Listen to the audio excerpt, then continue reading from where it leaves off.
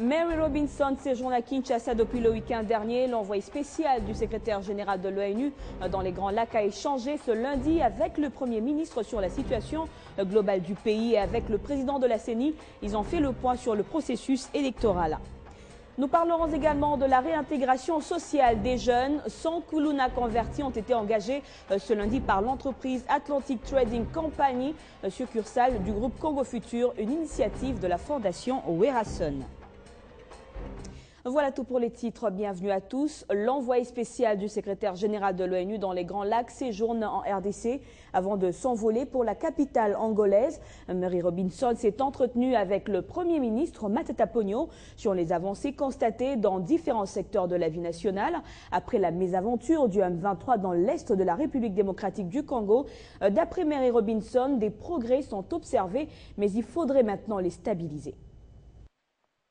Comme envoyé spécial, je note qu'on a des progrès, mais il faut avoir encore de progrès, surtout au niveau régional et ici dans la République démocratique du Congo.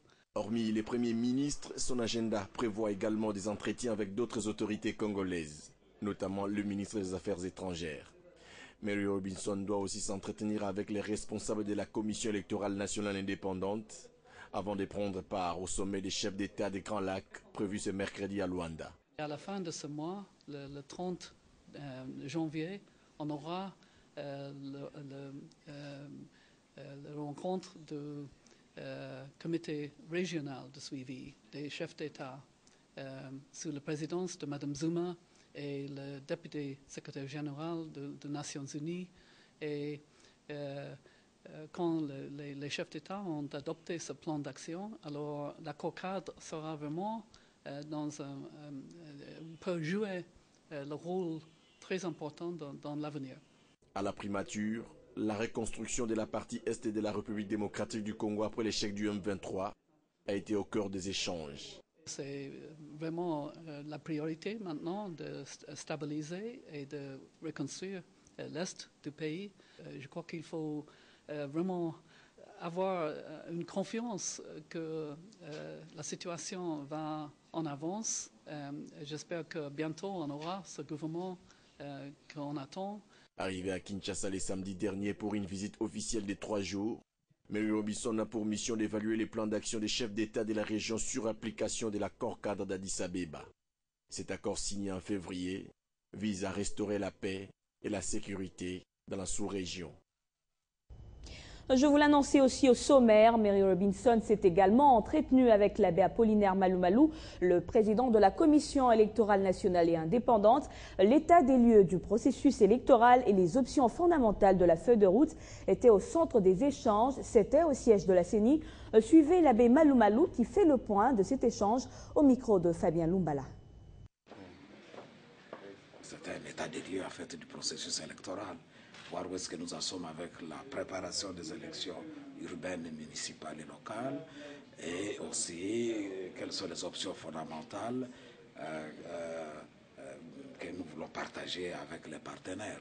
Et comme vous le savez, donc nous avons indiqué que nous sommes en pourparlers avec les 2 chambres du Parlement, donc, mais que d'ici là, je crois, nous avions déjà reçu l'invitation de l'Assemblée nationale, et qu'à cette occasion, et l'opinion nationale, et l'opinion internationale pourra découvrir réellement quelles sont les options fondamentales que nous voulons soumettre à l'examen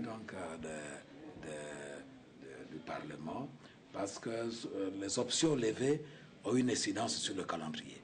Et que sûrement en début février, ou bien tout juste après la session extraordinaire, nous aurons une réunion du comité de partenariat qui réunit chaque fois le gouvernement et les partenaires qui soutiennent le processus électoral pour faire le point. C'est bon.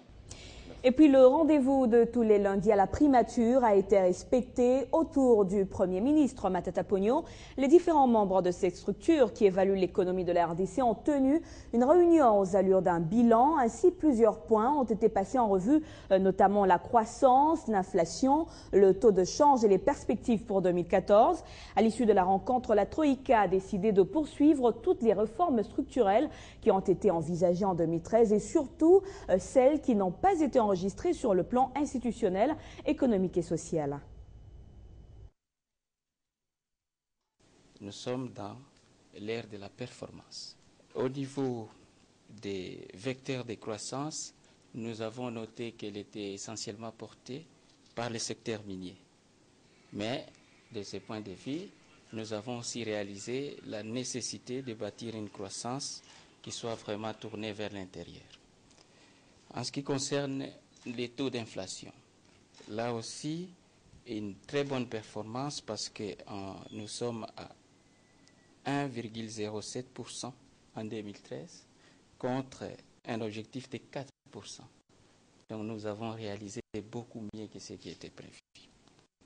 En ce qui concerne les taux d'échange, là aussi, une stabilité totale a été observée.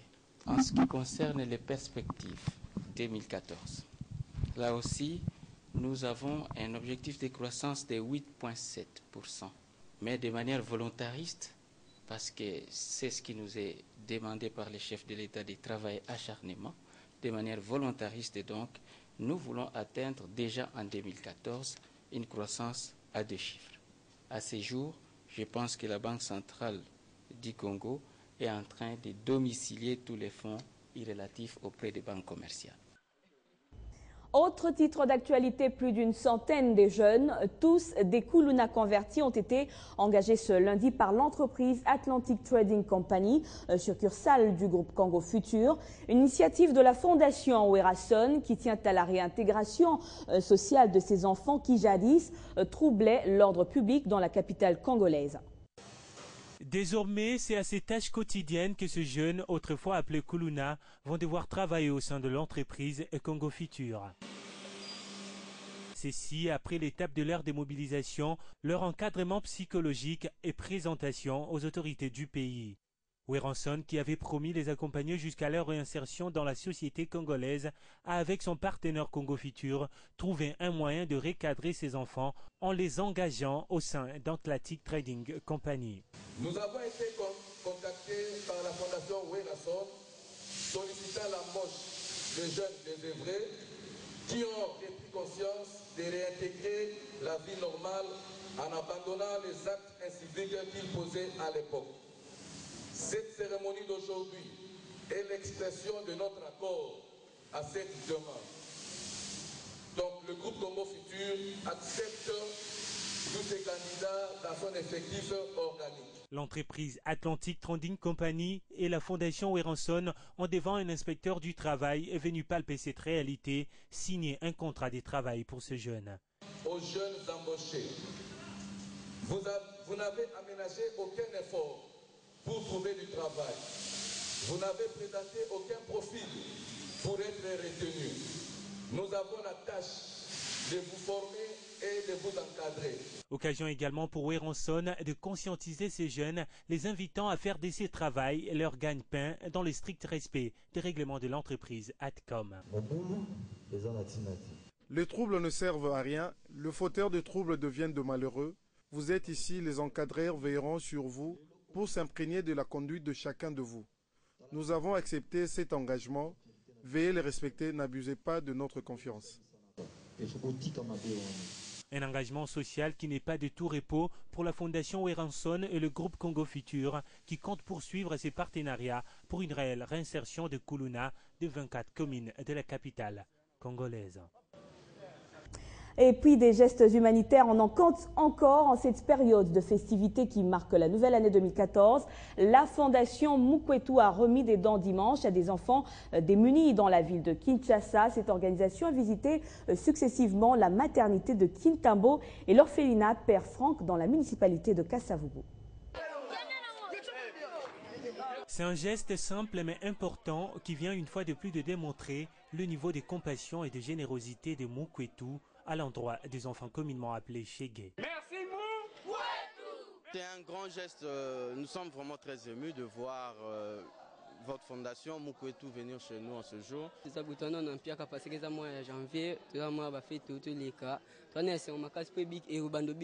Constitué de vivres frais et autres produits de première nécessité, ces dons tombent à point nommé, surtout pendant cette période post-festivité de Nouvel An 2014. aujourd'hui pour voir l'orphelinat avec nos amis Grâce et les autres. Alors, on nous a laissé des petites choses. Après l'orphelinat Père Franck, l'équipe Mukwetu s'est dirigée à la maternité des Kintambo. Sur place, elle s'attelle d'abord à une visite de ce centre hospitalier. Enfin, la facture de quelques malades retenus faute d'argent est payée. Ils sont libérés les mêmes jours. Toye pour féliciter ba maman oyo baboti. Toye ko aider na mwa muke oyo tozana yango. Ba maman oyo babumeli awa.